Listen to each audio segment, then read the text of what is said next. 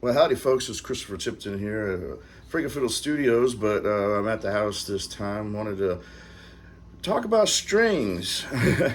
Some people have been posting like what I think is like anti-high gauge strings, and I'm here to say don't necessarily limit yourself. You don't have to stick to just what Jimi Hendrix played.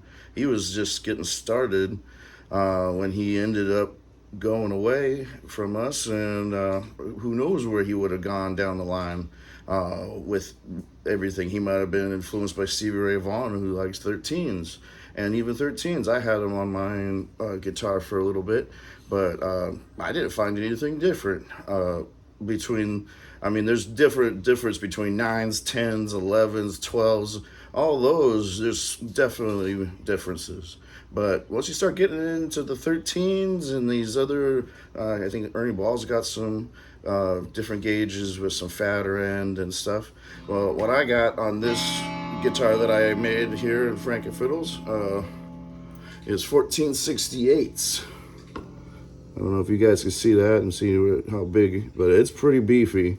These bottom two almost sound like bass.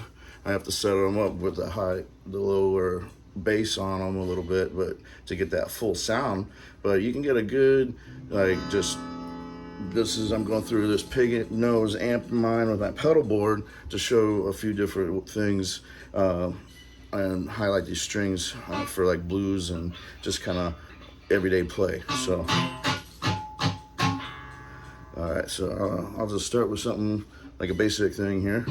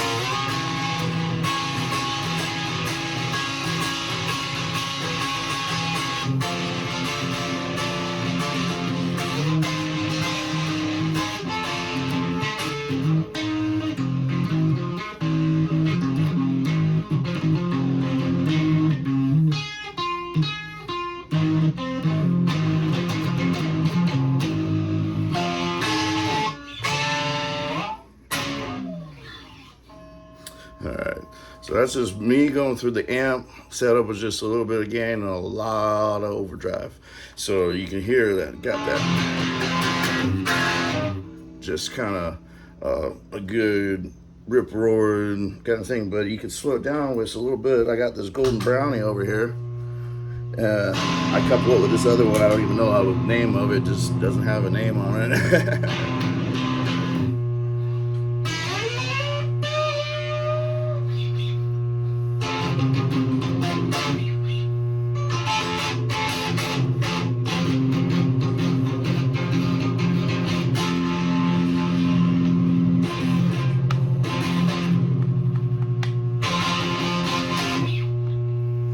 Let's see, let's do another.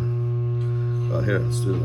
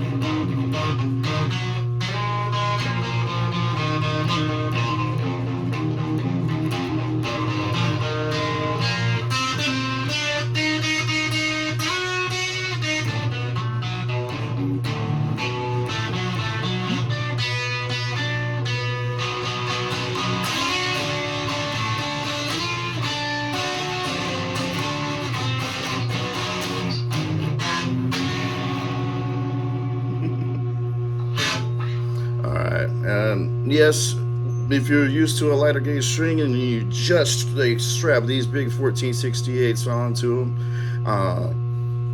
they will get a little bit, like, you're gonna have to beef up your forearm strength a little bit. But if you either walk up to them, if you got like 11 and you walk up to a 12 or a 13, and then work your way up to these higher gauge strings, because they even go higher than this. I have 2885s.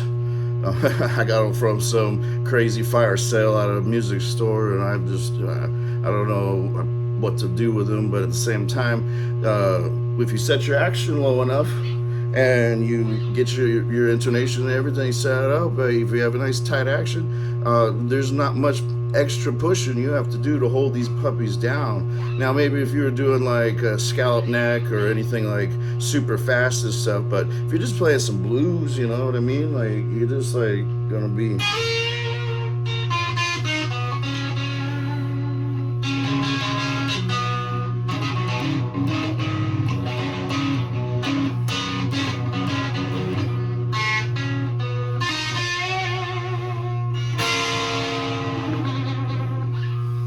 You know, and they work great for slide too. Just gonna get you a little bit before I go.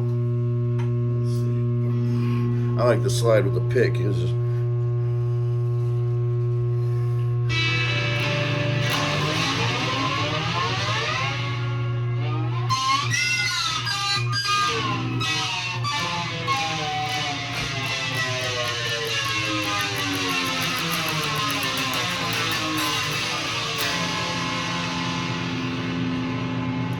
I've tried lighter strings and I can't get that exact just thumping oomph from those gauge strings alone and the extra pedals and whatever the effects. But like, I want to encourage people to not limit themselves and have a good time, but also if you're gonna look at strings and things, like, sometimes you want to go a little bit bigger if you're setting up a nice blues guitar, or you're going to play some rockabilly, or you're just wanting a different sound because everything's starting to sound the same. So my name's Christopher Tipton here at my house, but posting this for Frankenfiddle Studios. Hope everybody has a good day, and peace out.